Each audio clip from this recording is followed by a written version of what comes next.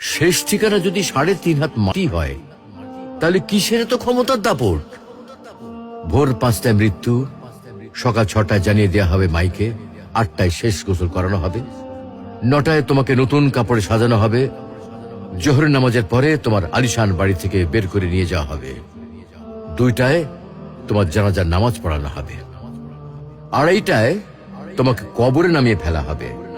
মাটি দেওয়া শেষ হয়ে গেলে কেউ তোমার জন্য দোয়া করবে আর কেউ চলেও আসবে। এই তো জীবনের শেষ আয়োজন।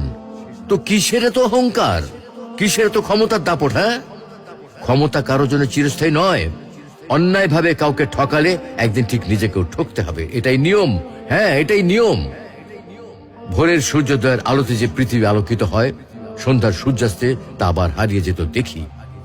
অসত্য দিয়ে সত্যকে কখনো ঢেকে রাখা যায় না। প্রকৃতি বড়ই নির্মম। কবে কখন কোথায় কার উপর আঘাত হানে তা একমাত্র উপরওয়ালাই ভালো বলতে পারেন। অহংকার আর দাম্ভিকতা পতনের লক্ষণ, তাই অহংকারী না হয়ে সহনশীল হন। ক্ষণস্থায়ী এই দুনিয়ায় কেউ চিরস্থায়ী নয়। এজন্য ভুলে যেতে হবে সব রোগীর স্বপ্ন, ফিরে আসতে হবে রবের দিকে, কারণ শেষ ঠিকানা তো সেই 3.5 হাত মাটি।